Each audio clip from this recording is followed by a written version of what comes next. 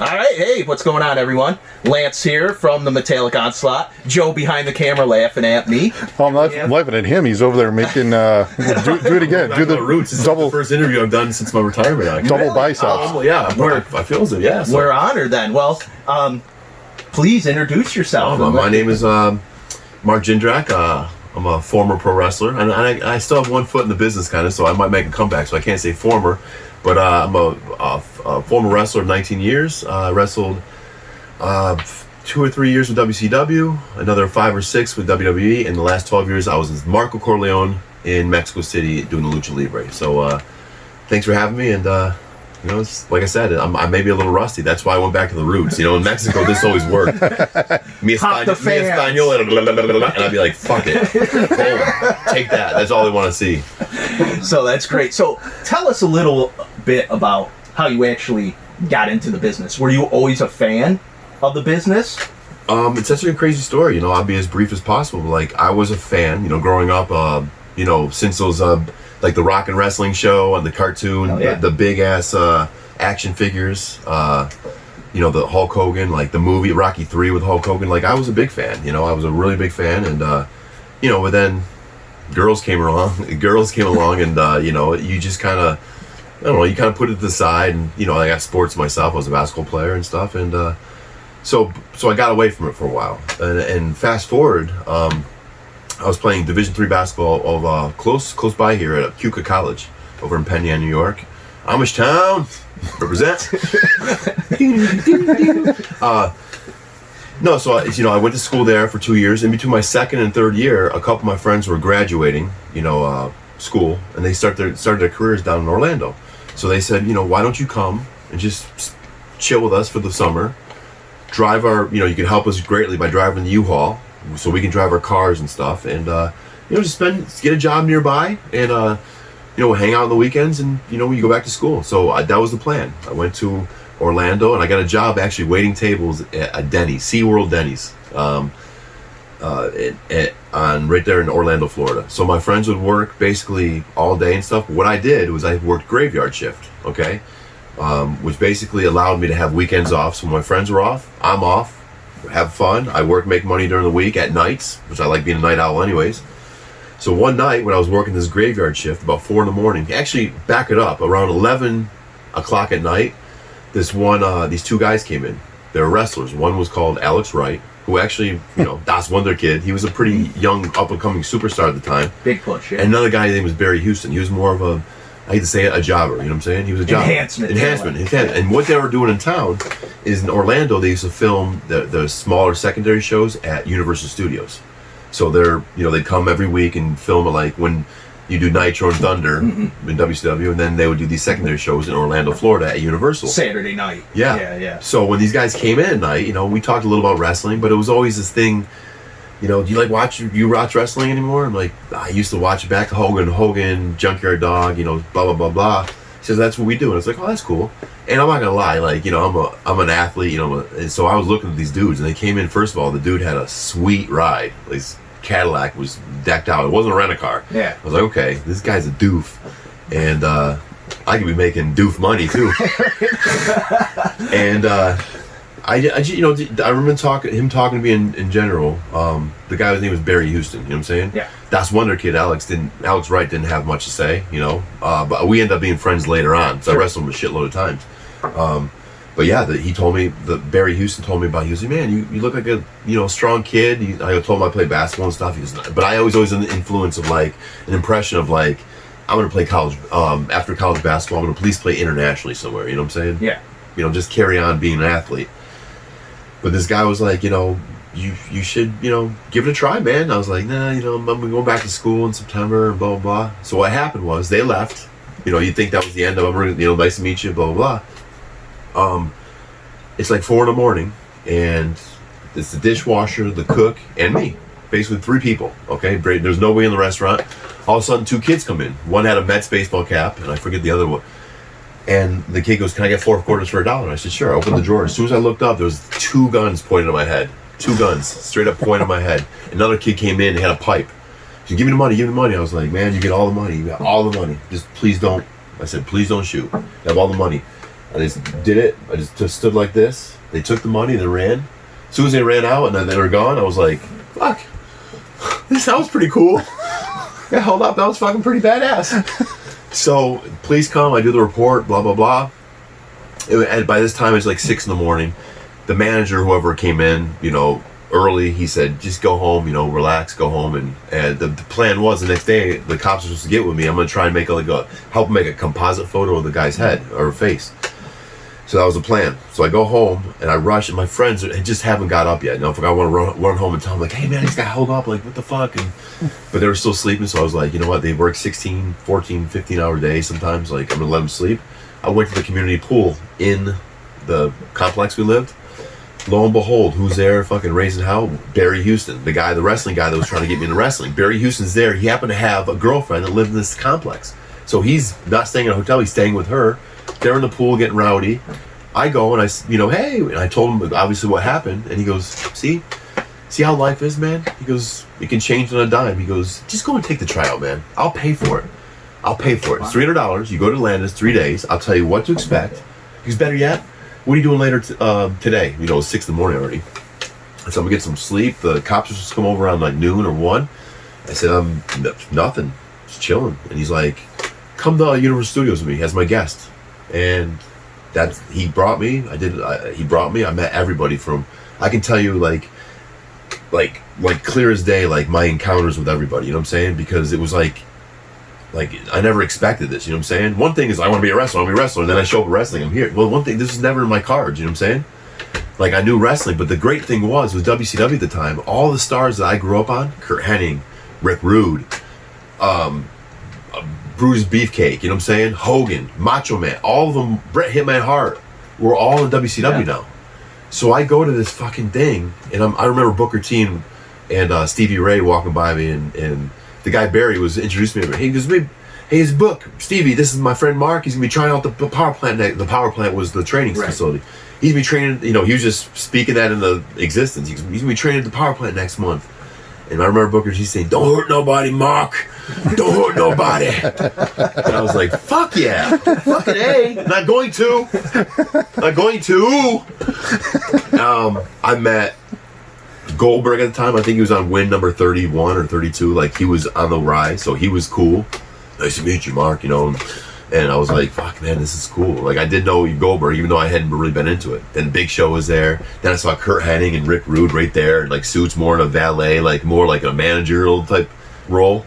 I was like, I don't give a fuck. There's still Kurt Hennig right there. You know what I'm saying? That's fucking Mr. Perfect. You know what I'm saying? He sinks full court shots. And hits home runs. And he could throw the perfect spiral. He's a man. So, and I'm blown away. And like, then he takes me to Sarge. Sarge was like the trainer. The trainer. Yep. And what he did on those shows, he'd be on the ring crew. So he would pull the ring down, set it back up at Universal every week, and he'd besides training, he'd make the extra income from that. But he was a fucking pain in the ass. He was a pistol, man. I remember Barry saying, "Hey, Sarge, this is Mark. He's gonna be trying out the plant next week, so you'll see him." I go, "Nice to meet you, Sarge." And he was just like, fucking, do your fucking squats. Do your fucking squats. I was like, all right, well, I'm gonna learn my fucking squats. And honestly, like, that was what it was about, was the tryout, which, and then the last little more encounters, but then I was taken off. They had to do filming now, so I seen enough. I met enough people to say I'm gonna do this shit. And the best part was walking out of there, I see this black Mercedes coming up, dark, tinted out and shit. It stops and rolls down the window. It's fucking Macho Man. It's the Macho Man. He thought I was Alex Wright. He was like, he was done. He goes, "Ooh, I thought you were Alex." And I was like, "Holy fuck! Snap into a Slim Jim!" And that was it. That was a cherry in the fucking. That was it. That made you like, yeah. I the girlfriend I was with at the time, I was like, I'm not going back to school. I'm gonna try out. I'm gonna be a wrestler. And I started watching Nitro. I started getting into it big time, And at that time, WCW was the shit, Like, they would do things like the ratings were still high on Nitro. Like, they'd go out of Nitro like cliffhangers galore, Like, where Goldberg gets another victory, he's cleaning house, all of a sudden he turns into a fucking Big Show choke slam, and they go up there, we'll see you next week. And I'm like, no! And that, So true. I got into it. You know what I'm saying? I go into Atlanta. I did the tryout. At the tryout, there was 25 guys. Day 2, there was 3 guys. Torture, squats, 500 squats. Then let's do 50 push-ups. So hold it halfway for 25. Hold it, you puke. 25 more. Like, that's the way it was. Like, and Sarge was intense, but I came prepared. Like, a lot of guys came all steroided up. They got tired real quick and threw up and quit. And you had to quit, by the way. You paid $300, but if you quit on your own accord, you don't get your money back. That's why they torture the shit out of you. And it worked. The grown men, like ex-NFL football players, it wasn't what you were expecting. It was, if you weren't in tip-top shape, you weren't going to be a wrestler. These guys came in looking like bodybuilders. After doing like 75 squats and running outside, like I run like a fucking gazelle. So I was athletic and ready to go. So I was killing everybody to the point where I'd run so fucking fast and then I literally have 2 minutes to recover. So my shit was working for me. And by the end of day 3, the end of the trial, there's 2 guys left, me and another guy. And that guy never came back, like that was it.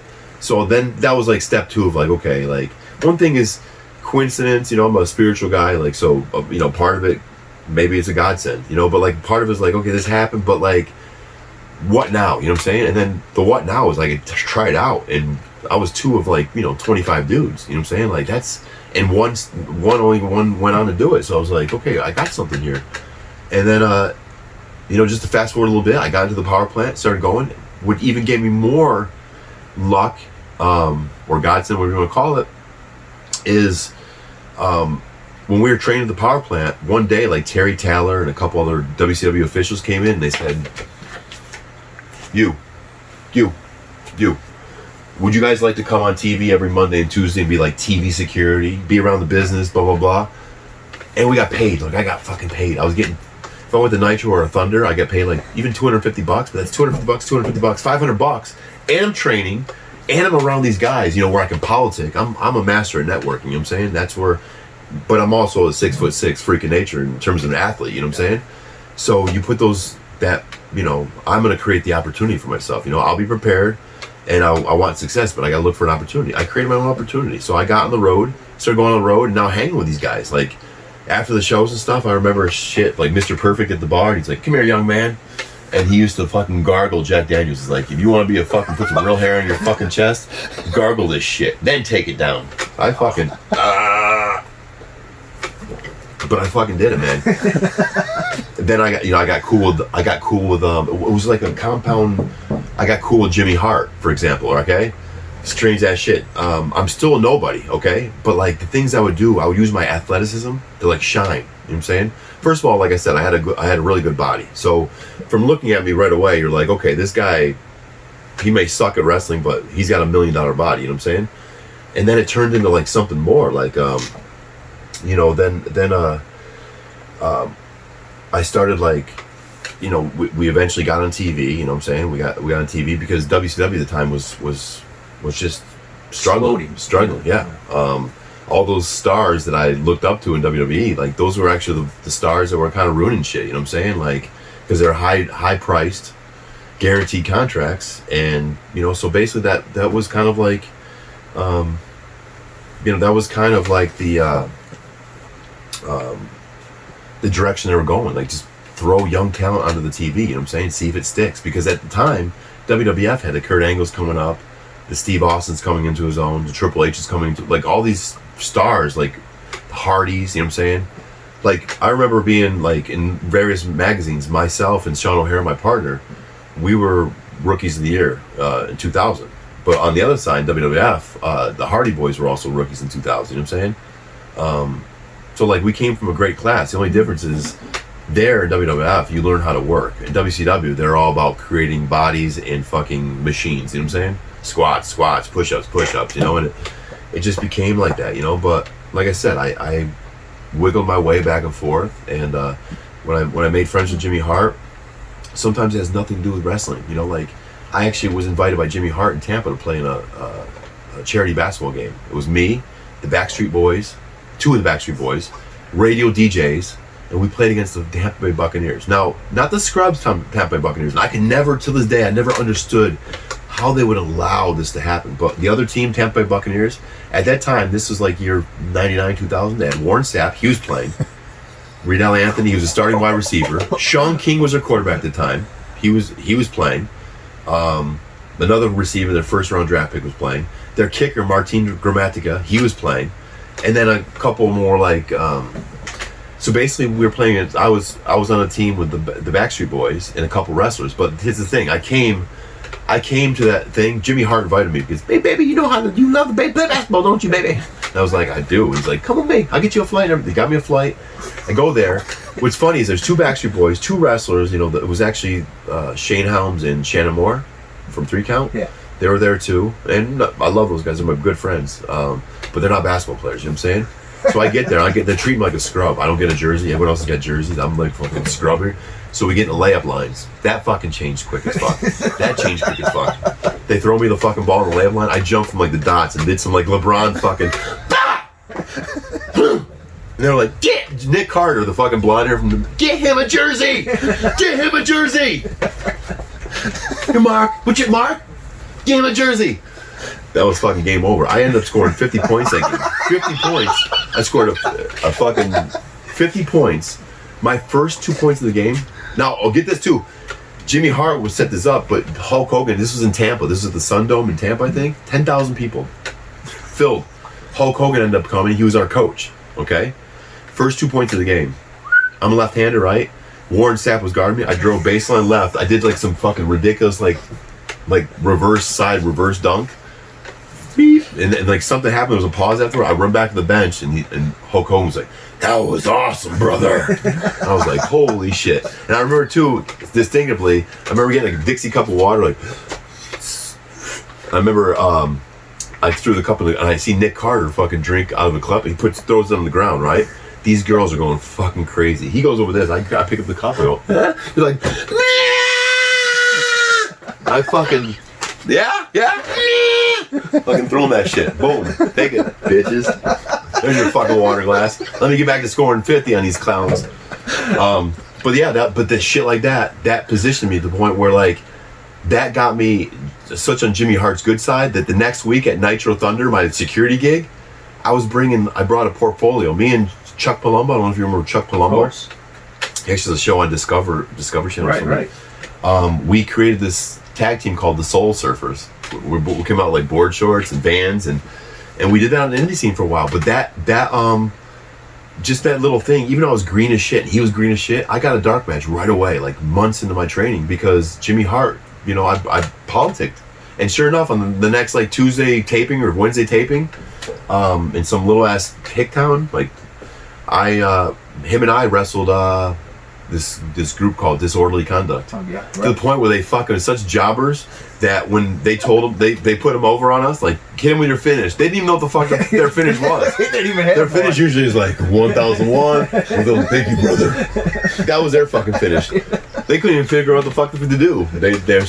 But that, you know, and after that, people, okay, we were green as shit. Our match probably sucked. But then people were like, man, these are big body dudes. You know what I'm saying? Like, all of us in the power plant were. Yeah. You know, we're athletes, you know, like, maybe green as shit, but like, there's something to be said, you know, like, so we started getting opportunities, and like, basically, April of '99, I signed my first contract, along with like a bunch of other guys in my power plant, Sean O'Hare, Johnny the Bull, Chuck Palumbo, Sean Stasiak, Elix Skipper, Alan Funk, I think Shane Helms signed then, Shannon Moore. So, I mean, like, Tank Abbott was there at the time. Tank Abbott. Dan Severn would come in too, but they had to come different days because they fucking hated each other. Really? That's shit great. Like that, you know? Paul Orndorff was our trainer. So I know there's a long-winded answer to that long question, but like, that's basically, in a nutshell, that's where it began, middle, and ended, you know? No, that is awesome. So how long before, when you started training, was your first match? My first match was actually against Chuck. It was in Val, Colorado, and it was probably like 5 to 6 months after like that whole basketball thing went down. Oh wow, okay. You know, like there was a little more like, because up till then WCW was like, it was almost like bullshit. Like they always says, the power plant, come to the power plant, but it was like they were producing stars from the power plant. They'd claim that Goldberg was in the power plant. for 2 days to learn his fucking jackhammer and spear. That's what they do. That's what that happened. Yeah, DDP and fucking Karl Malone trained. Yeah, for one afternoon, dick face. You know, like, you know, so this is great. I'm sounding off on these clowns. Hey, got nothing to lose, right? You know, so basically, you know, that was, and John, the Big Show. You know, don't say he was a fucking, you know, a student either, because he was there for another couple of days. You know, like guys that actually went, paid, or, you know, trained and went through the whole system. No, really nobody. But then all of a sudden, all of us signed, like 10 of us at one time signed contracts. You know, they kind of just, they did it. You know, they switched up just like that. So that's awesome. So it's like 6 months. So 6 months basically. Yeah. And there were Saturday night shows. It was I wrestled Chuck at one time. I wrestled. Usually we kept it within. And I was doing a basketball gimmick called Basket Case. I don't know if you know about this. Really? Yeah. I never I can find heard you some this. stuff. There's actually some stuff online of where I'd bring the ball. My whole thing was I was a guy who was too physical for Division I basketball, and I would bring a ball. Like people, the crowds, they'd put out their hands. I'd be like fake, like I'm gonna hit them with my ball. I get to the ring. I used to check ball before the match. I check ball, and what I would do is like I wrestled Elix Skipper one time. And I said, check ball. And he's like, what? Check ball, boom. And I throw the ball later. So he goes like that. And I fucking drop kick. The ball goes rolling out. I get on him. I'm wearing like N1 shorts. You gotta, there's videos on. I never heard Mark that. Jindrak basket. I've seen WCW promo shots. With the. Oh, that is. And it just says awesome. basket case underneath it. Oh my god. I created it. It was made corny as shit, but like, honestly, like. It was fun. It was fun as shit. Yeah. And you know, honestly, I think sometimes wrestling corporations in general, like, even in WWE, you know, I was just in that Ruthless Aggression documentary, you know, like you saw stuff with things I used to do, like jump up on the ceiling and grab things at 12 feet too, like stuff like they couldn't have found, like they had some goofy ass, like a year or two later, they'd have some goofy ass angle with like MVP, which I'm kind of friends with MVP too. Like I don't know ill feelings towards him, but like he was MVP, like a ball. Yeah. Like, how about put Mark Jindrak and do a 360 dunk? You know, let me face Matt Hardy one-on-one in basketball and 360 dunk on him. You know what I'm saying? Yeah. That gets me over. But them playing basketball, they don't know how to play basketball, horrible form. Or just look, you know what I'm saying? Like, so you can come up with a character for these people as MVP or a basketball player or, you know, what, or, you know, a jock. But, you know, you have someone who actually can, you know, I was jumping up, touching things, you know what I'm saying? Like, it was tough too. Like, I've always been like, you kind of see my personality, it's upbeat, you know what I'm saying? Like, I'm better at being Marco Corleone than I am Mark Jindrak. You tell me Mark Jindrak to me is a dude that, you know, likes to look at baseball cards and, you know, I'll probably go have a couple games online of MLB 20 the show later, and I'll probably cuss at the TV and, you know, get angry about it. Buy a chainsaw. So Mark Jindrak's like, I don't know, you know, like I don't know what the you know, but like you tell me to be Marco Corleone, the Italian Eagle, and I'm gonna fucking fly. You know, I create, you know, and I think that's what WCW and WWE like didn't miss on me. Like even as Reflection of Perfection, you know, it was Reflection of Perfection for a while, where the mirror and shit, like, you know, like it just didn't work out. You know, like sometimes in life, like you got to think like it would have been so easy for the Evolution thing to work out, or so even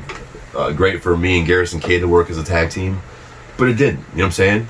I look at the things more on the positive side, like things that did happen. And I ended up going to CMLL in Mexico, became a star. You know, a different kind of star, but I got to feel what it felt like to be a John Cena. You know what I'm saying? Mm.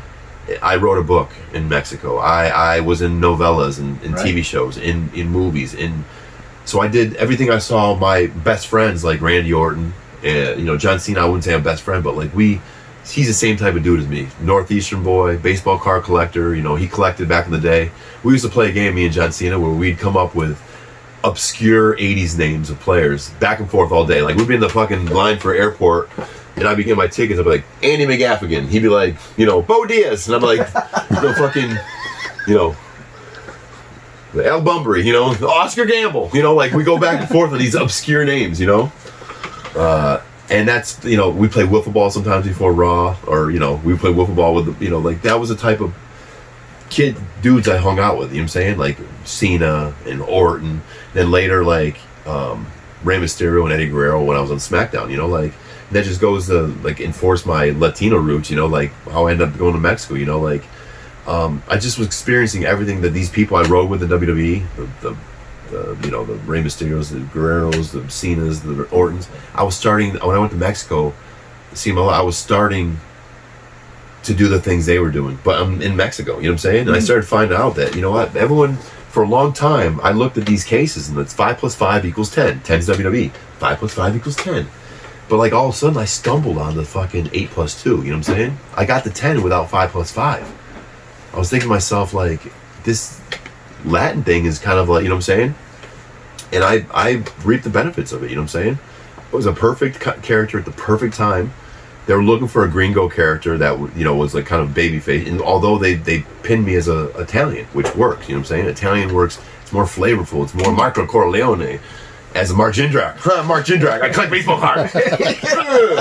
Bang hot chicks and play baseball cards. That's me. That's what Mark Jindrak was, you know what I'm saying? Yeah. Marco Corleone, he was a fucking Latin lover. He was a fucking...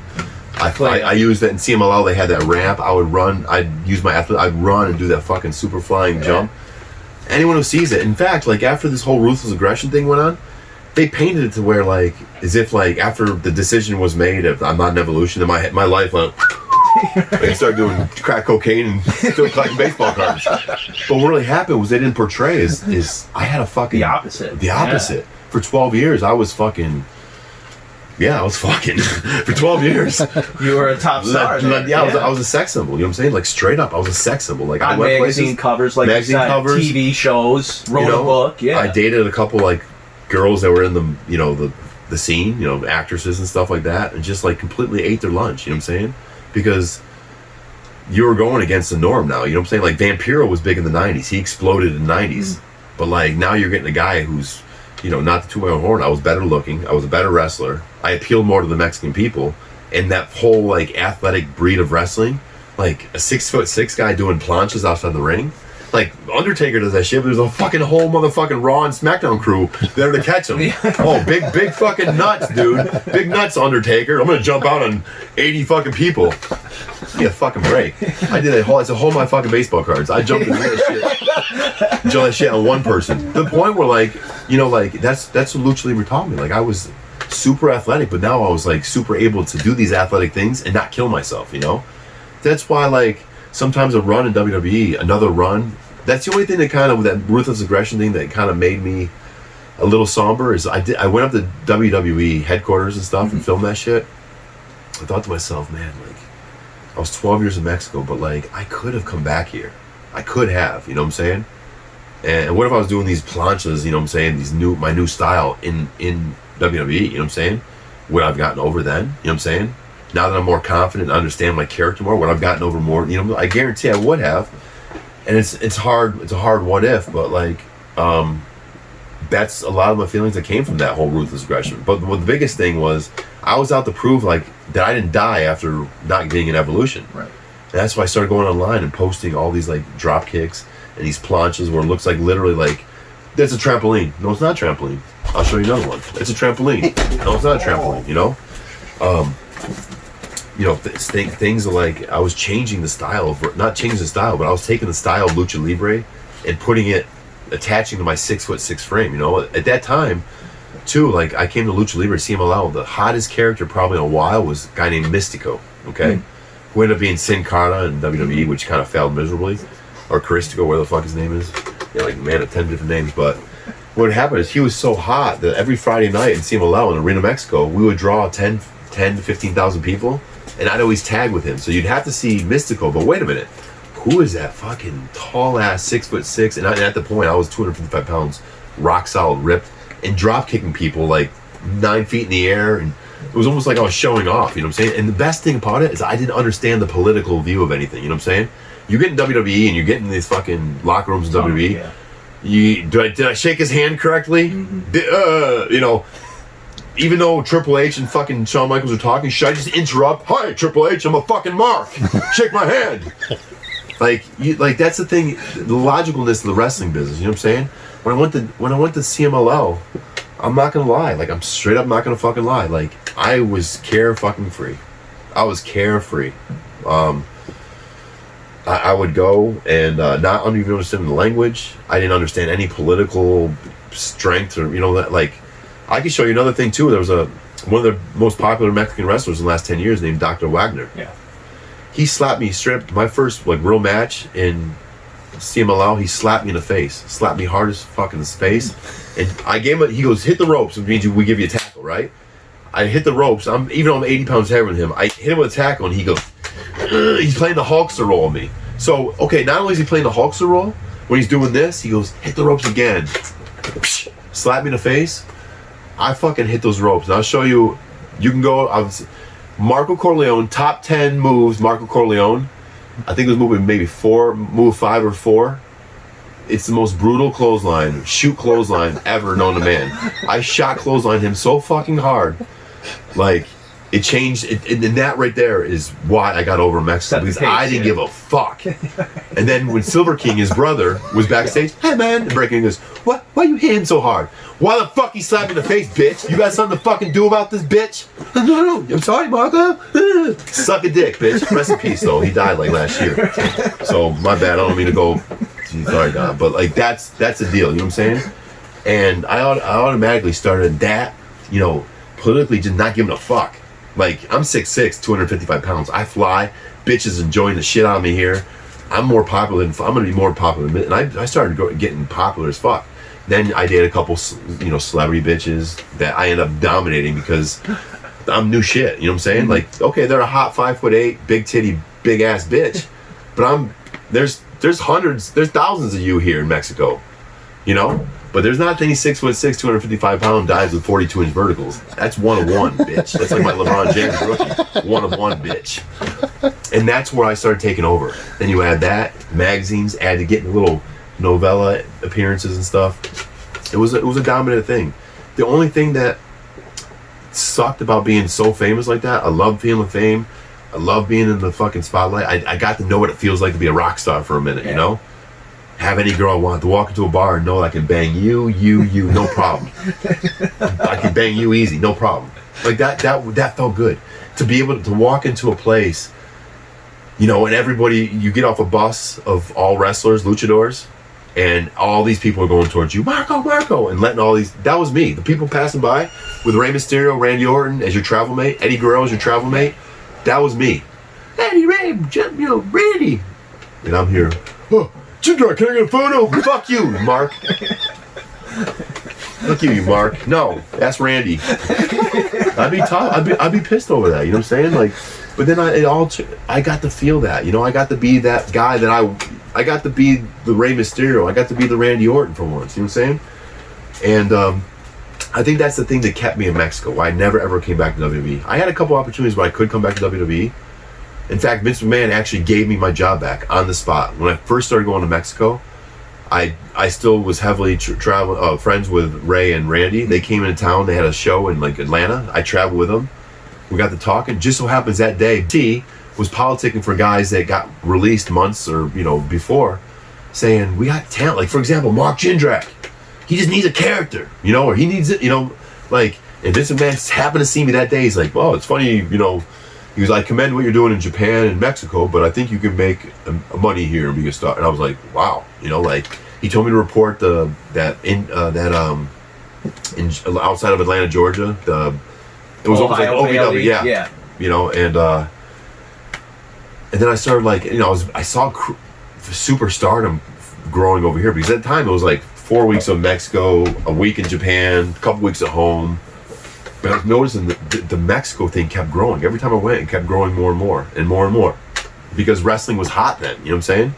There was 5 different publications of magazines and wrestling, you know what I'm saying? Like, it was crazy. And so that just, that's why I just couldn't leave, you know what I'm saying? I had this huge, and I was hoping, and think about being famous in Mexico. I made good 6 figures the whole time.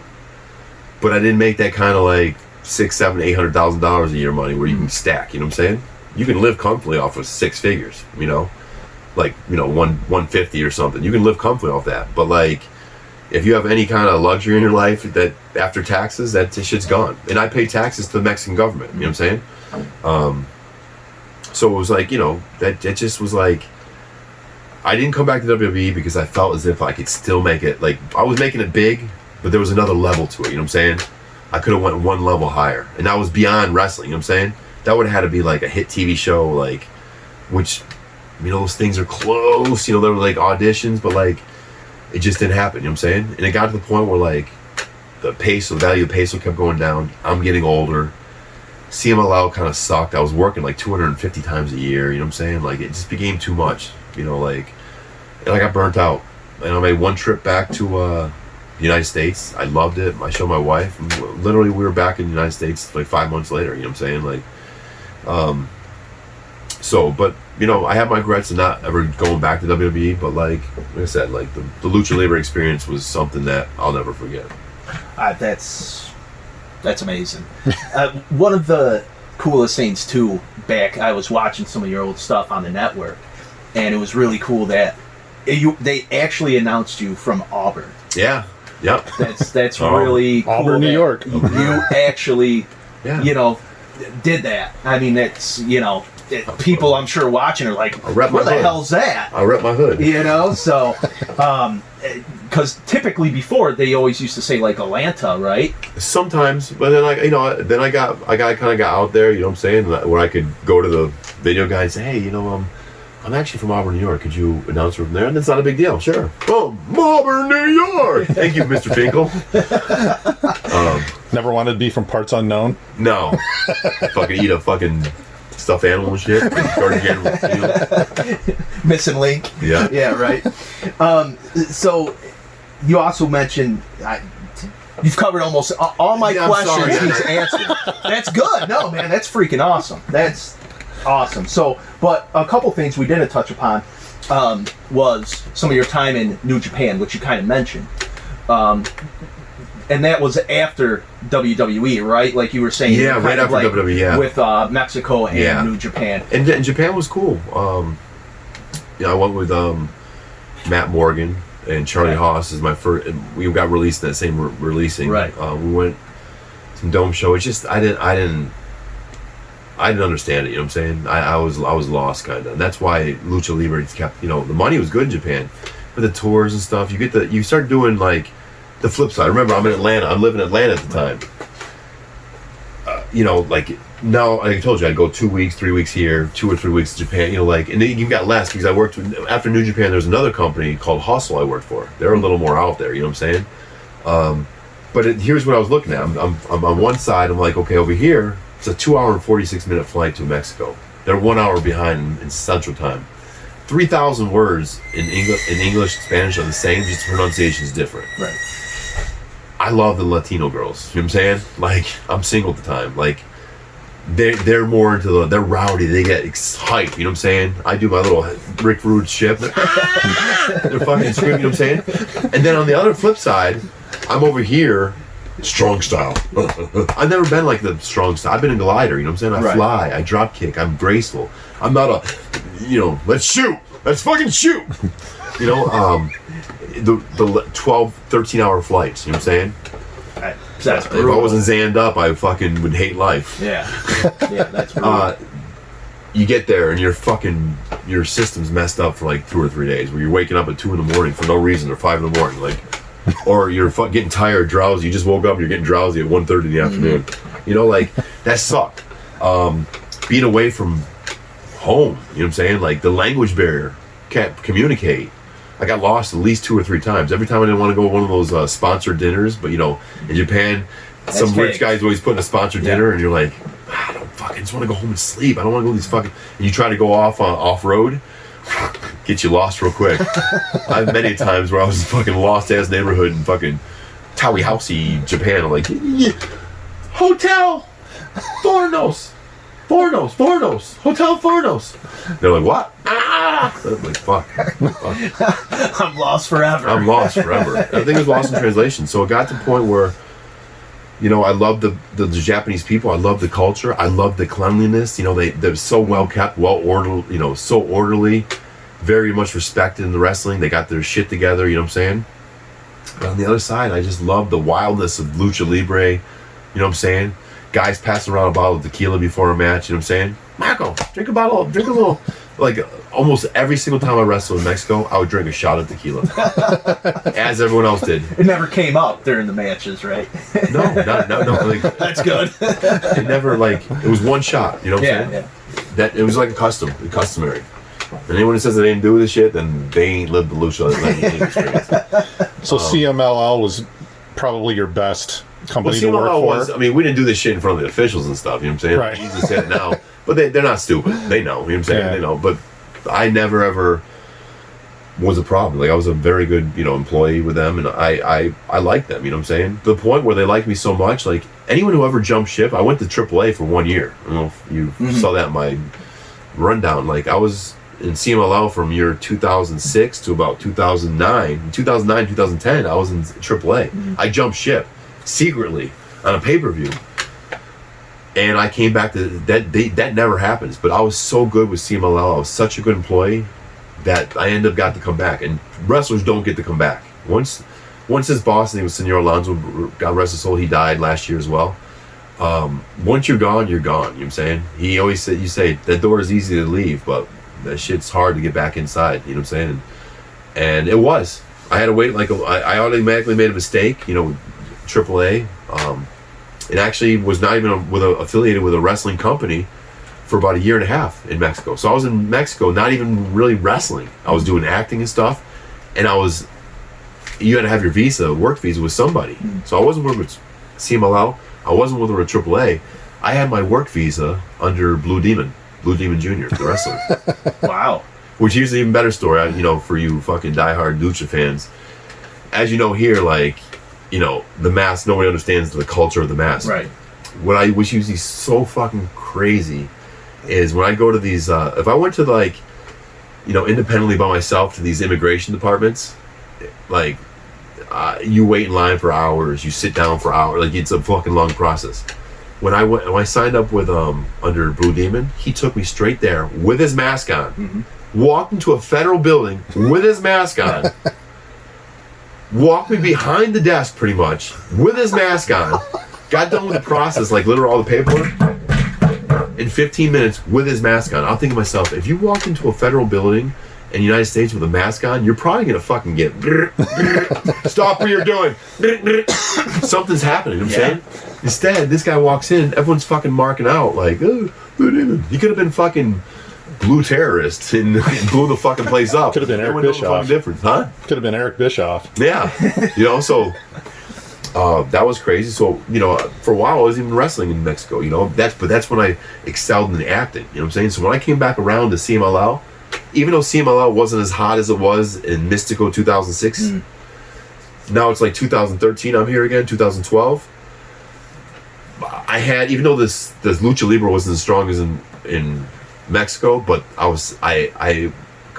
made myself a big star on TV, so I was just benefiting it. So the last 6 years, I retired in basically March of 2018.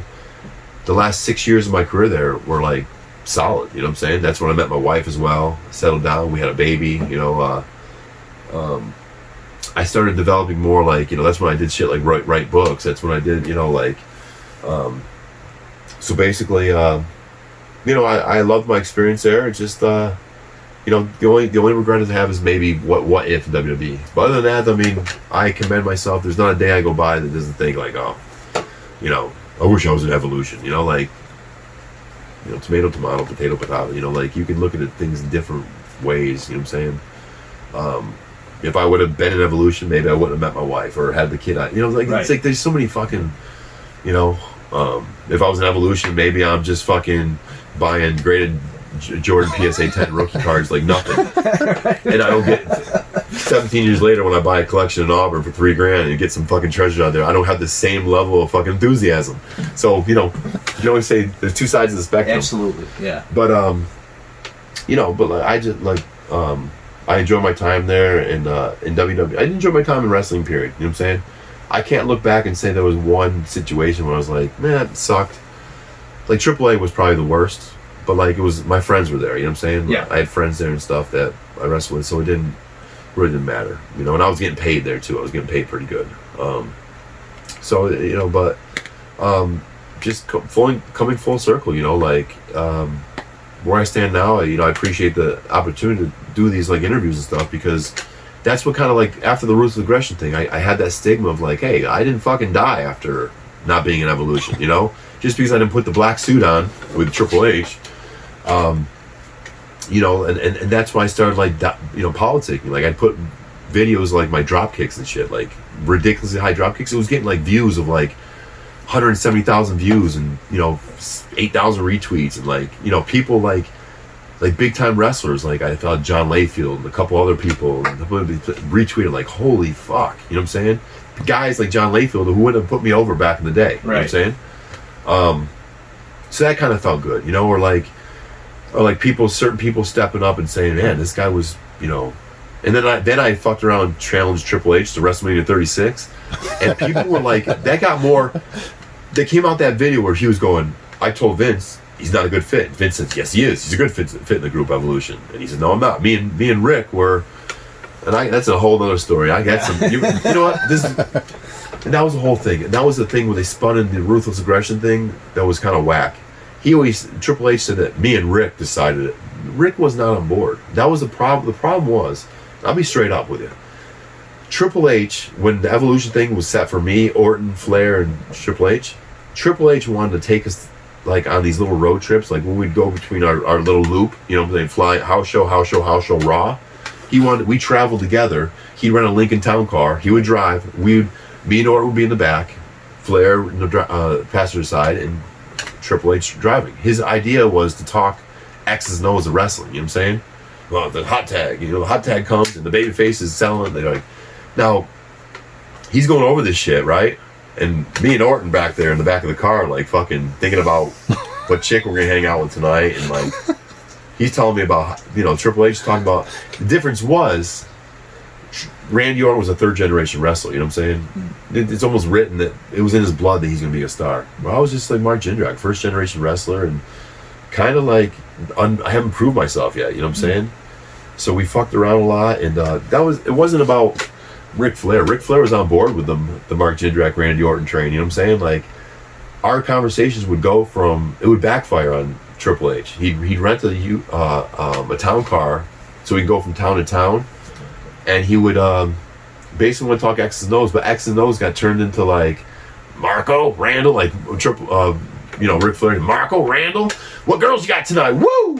You got some girls lined up? Woo! I'm like, you bet you I do. So Triple H wants to talk about hot tags and fucking chain wrestling.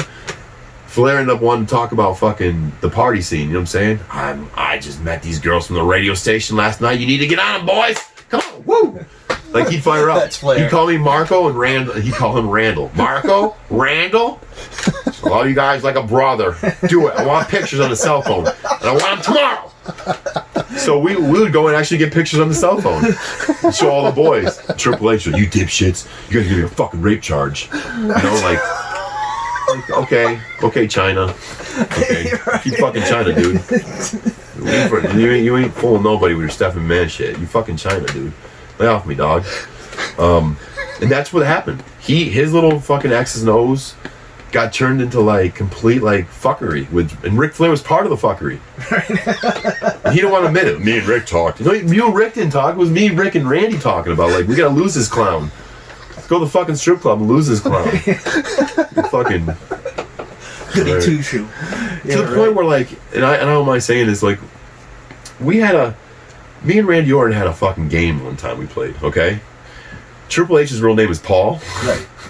But no one ever called him Paul. They'd suck his cock and call him Trips and Triple H and, you know.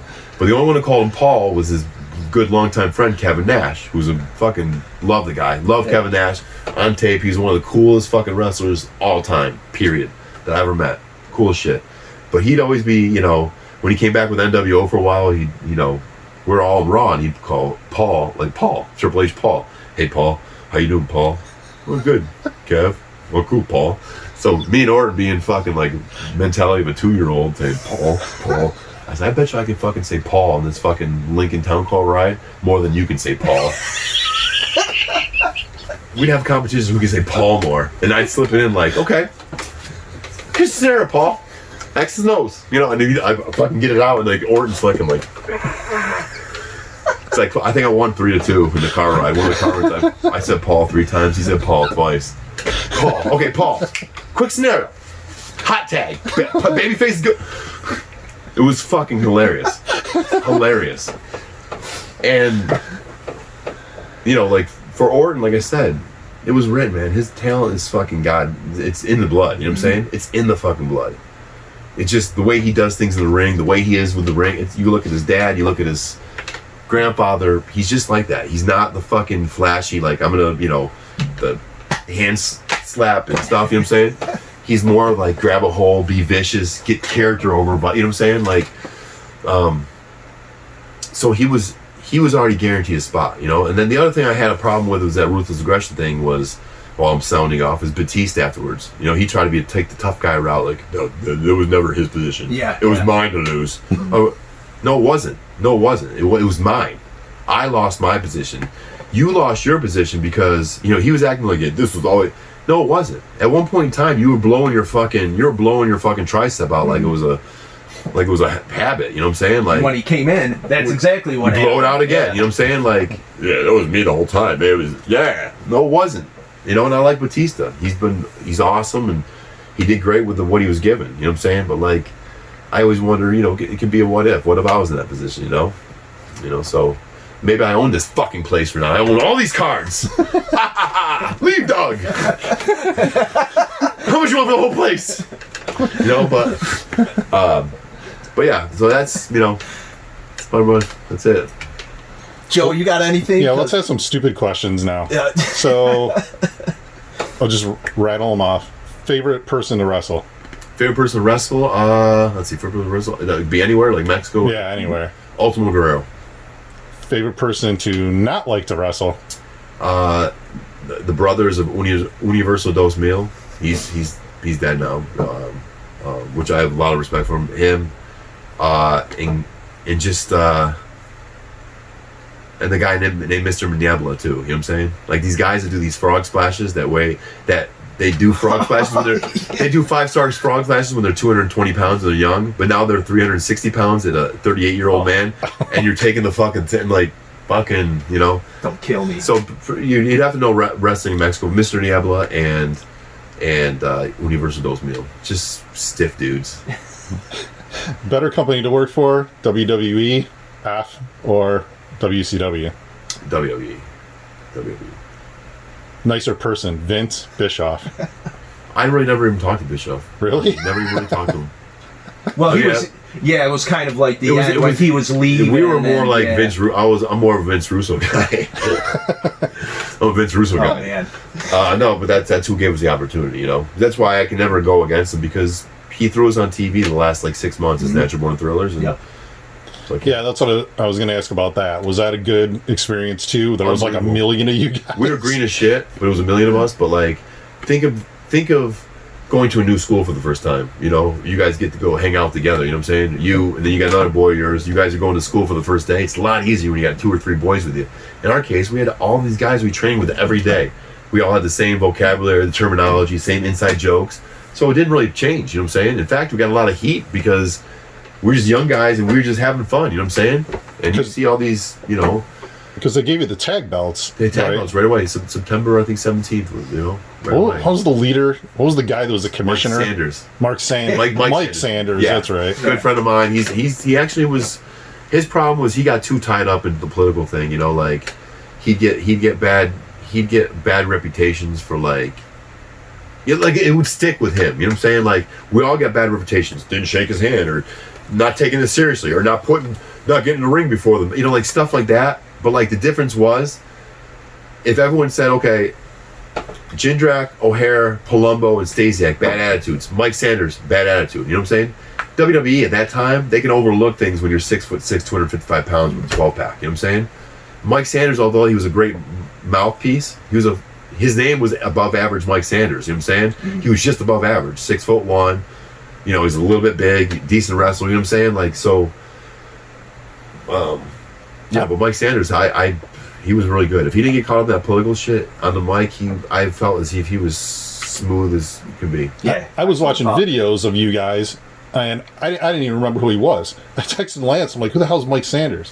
So then I'm watching old MLW videos, and Mike Sanders is on there. Because they were basically ECW after ECW folded, and they took all those guys on. Yep. And he was on there, and I'm like, it's the same guy. And he was phenomenal in the ring. Yeah. And then I was like, yeah. Well, the WCW stuff is a little bit different than him wrestling in MLW. Yeah. And I couldn't believe it was the same guy, but I honestly didn't even remember him from the WCW days. But he was solid, man. But I don't know. I don't think I got anything else. Do you have anything else? I guess just in closing, I mean, what would you like your legacy in the business, and do you miss it? I do miss the business, and in fact, in this whole fucking pandemic, and I tinker-totter with, like, it's hard to find motivation. You know what I'm saying? Like, I still go to the gym, and I still train and stuff, but like, what for? You know what I'm saying? Like, if I can bench 295 instead of 185, am I gonna hold my cards any different? Like, I'm at this point in time, like in my life, after wrestling, I'm looking for motivation right now. I still feel as if like there might be another run in me. You know what I'm saying? Absolutely. I know that sounds crazy, but like, I look on TV and I still have a better body right now, and that's like minimal. I eat pizza and fucking wings and shit all day, but like genetics, I still have a 10-pack. You know what I'm saying? But I also run a mile every day. That's like this year I've been running a mile every day because I live near a track. I stretch out, run a mile in 8 minutes, come home. It's like a 15-minute process. And don't tell me to run 365 miles a year isn't better than running 0 miles a year. Absolutely. You know what I'm saying? So, so I think I could still do it. I have knee problems here and there. I mean, I can't jump like I used to jump, but I have the mind for the, I work smarter and more intelligent now than harder if I were to work, be a wrestler still. And that's what I learned in Mexico, to work smarter rather than harder. You know what I'm saying? It doesn't have to be, you don't have to, you just, what I'm saying, with people, eye contact, and that's the thing, like, that Mark Jindrak would have made millions in WWE. Whereas before, the blind Mark Jindrak, the immature Mark Jindrak, it happened what happened. You know what I'm saying? I got banned from Evolution, and my career didn't go that way. You know what I'm saying? But I'm never gonna bitch because it still ended up good. And like I said, out of this whole thing, I have a legacy in Mexico forever. You know what I'm saying? I was the only foreign heavyweight champion. I actually retired, still the heavyweight champ. They took the belt off me. I defended it 7 times. I never lost it. In fact, the Trios Championship, I was Trios champion there as well. We were 8-0. We defended it 8 times with Roosh and Maximo and myself. Nice. And that got stripped from me as well because my one of my drivers fell asleep at the wheel and flipped the car, and I tore my ACL. So that got stripped. But as soon as I got stripped and I came back, they put the heavyweight strap on me. So really in belt competitions, I'm like 16-0. Of defending it. I never lost the championship besides vacating it. You know what I'm saying? Never lost the championship. What else? I've got like I said, I wrote a book. I published a book in Mexico, a bowling book for kids. You know what I'm saying? I have malls where the Plaza of the Stars is called Plaza de las Estrellas. I have my hands in, right near Santo. You know what I'm saying? Right near Santo. Right near fucking, so I'm on, still to this day, my wife is watching Univision. You know what I'm saying? Still, there's novellas on Univision that I starred in like 14 different novellas. You know what I'm saying? And I can never be taken away from me. You know what I'm saying? Like, I'm in the history books of Mexico forever. Maybe it's a weird flex, but I don't mind it. I'd rather get on somewhere than nowhere. You know what I'm saying? So I leave this interview with basically, I got some regrets of America. I think I could have flapped my wings harder. But where I turned off, it's better than it would have been. You know what I'm saying? This Mexico stardom, TV star, even with the barely like mid 6 figures, like low 6 figures, is better than mid-grade Mark Jindrak in WWE, where I didn't know what fucking character I am and what do I do? You know Politics. Yeah. Politics. I didn't shake his hand. I didn't shake his hand. Fuck. Like that. So that's where I leave this interview. Like, got a few regrets, but at the end of the day, like, man, I had a 19-year career. I'm fucking still movable. I can still fucking. Thanks a lot for doing this, and well, hopefully we haven't seen the last of you in the ring. So, Mark Jindrak, thanks for watching.